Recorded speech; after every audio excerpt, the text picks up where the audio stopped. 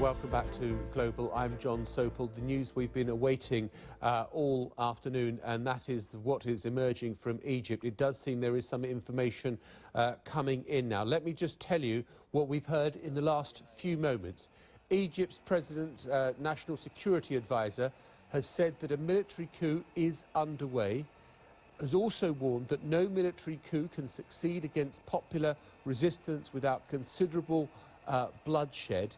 Well, let me just say, yes, so what is being said is that what is happening is in Egypt is it is tantamount to a military coup, but it does look like there have been rumours floating around that perhaps President Morsi had been put under house arrest. Now we're getting this from Egypt's National Security Advisor. Well, with me in the studio, Professor Gilbert Ashkar from the School of Oriental and African Studies here in London, and author of the book The People Want, and also with me Tarek Osman, author of Egypt on the Brink, From Nasser to Mubarak. It's a competition of the books, but let us first deal with this important breaking news that I've just given you. What is your reaction? I mean, on the face of it, there's nothing really new until now in this breaking news. In the fact, I mean, the fact that Morsi is de facto under house arrest has been in the news for several hours already, and the accusation by the Muslim Brotherhood that the army is about to undertake a coup, it has been with us for 48 hours already. So, but the fact that they've come out and said this publicly seems to be a significant. They've been saying that very, very publicly. I mean, it wasn't any secret thing. I would say it's significant news, actually. To a large extent, there have been a number of scenarios being put forward. One of them was to continue somehow the process that has been going on while empowering a new government, but to go all the way of stopping the process entirely and take such a dramatic action. This could be a very, very significant development. Yeah, I'm just kind of bring you scraps, and we're getting scraps of information, which is often what happens when you get a major event unfolding. Apparently, the U.S. Defense Secretary Chuck Hagel has spoken to his Egyptian counterpart. Also spoke with him last week. That is being reported from the Pentagon. A Morsi advisor says expects army police violence to remove.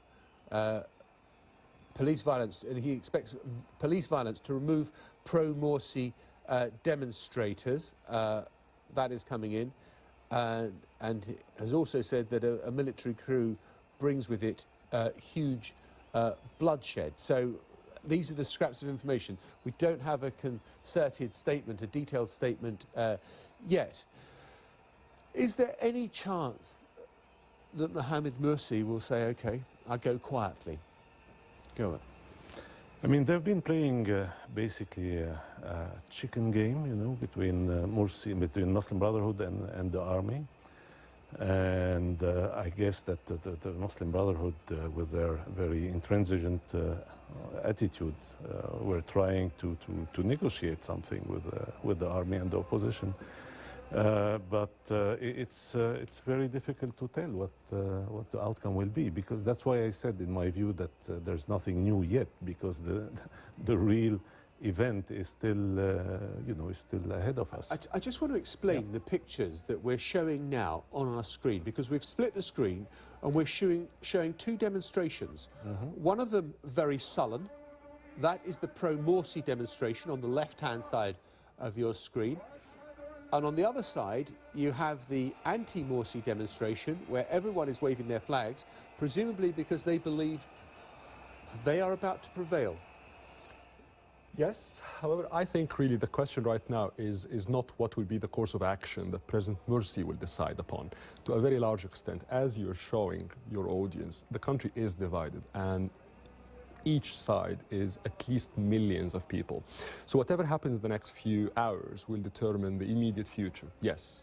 But whether it will solve this huge social divide, certainly not, under whatever scenario. So the problem is that this social division, I think, will continue and will manifest itself in many different ways. Some of them are potentially perilous.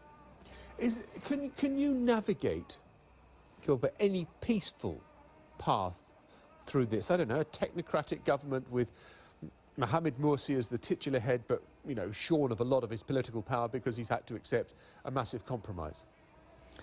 I mean, you can't have really a halfway solution in this confrontation, because either he keeps, you know,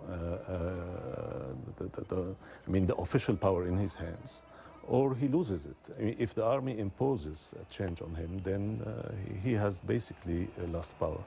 But what is happening basically is, I mean, I can't help, you know, thinking of January 2011 when I see all that.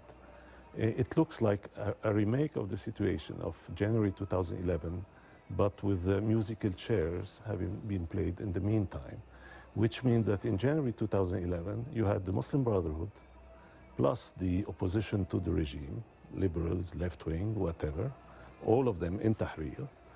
And you had this very tense confrontation, and you had this expectation, people waiting for the army to say something. You know, the army became the savior, and people were expecting that to happen. And now what you have are the supporters of the old regime, and the opposition, the liberal and left opposition, and this is the Muslim Brotherhood who are in power, and the people are still looking towards the army as the savior. I mean, there's something which is basically common here is, I think, what I would call illusions in the role of the army as a kind of arbiter in this kind of situation. And people speak of coup. This wouldn't be the first coup in this revolutionary process that started in 2011, because Mubarak was overthrown by a coup. But surely what is extraordinary about this, Tarek, is that they were free and fair elections. This is someone who was brought in on the popular will of the people. It may have been divisive, it may have not been what everyone wanted, but he won the election, and now, a year later, people who are saying they're Democrats are saying he's got to go. Back exactly to the point of it's a social division. So it's not really about the milestones of the political process, elections and then constitution and parliamentary elections.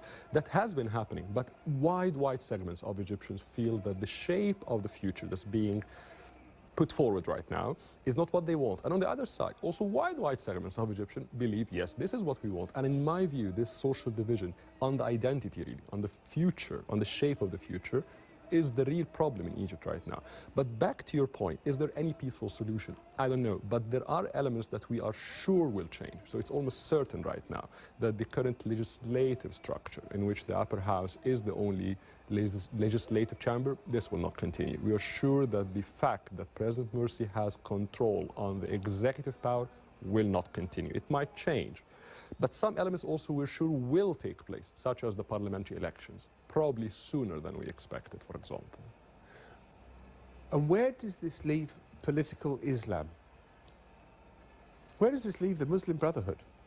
Well, in a very bad shape. I mean, they lost a lot of credibility ever since ever since the revolution triumphed in February 2011, they have been losing ground. I mean, they had their peak at the time of the parliamentary election, and we have seen where you had a landslide for the Muslim Brotherhood and the Salafists, and then they have been very regularly losing ground until this very moment when they become the target of the largest mobilization Egypt has probably ever had. So, I mean, this put them in a very difficult situation. The Muslim Brotherhood is certainly the largest political Islamic movement in the Arab world and arguably worldwide, but it is not the entire Arab political Islamism. Remember, there are other political Islamic movements that are ruling in the Arab world right now, in Tunisia, Morocco, and other places. But the future of the Muslim Brotherhood in Egypt, of course, will have very wide ripples across the Arab world. Yeah, but I mean, basically what's happening in Egypt is also echoed by what you have in Tunisia, which is the other country where they came to power through an uprising, and they are facing the same difficulties, actually. So it's a very big blow for the movement as a whole, yeah. OK, both of you, thank you very much indeed. We have not had a statement yet from the Egyptian military. That is something we have been awaiting. But the President Morsi's national security advisor has said that something tantamount to a military coup is underway amid rumours that President Morsi is under house arrest. Of course, we'll be following this story very closely here on BBC World News. Do stay with us for continuing live coverage from our correspondents on the ground and analysis here in the studio. You're watching BBC World News.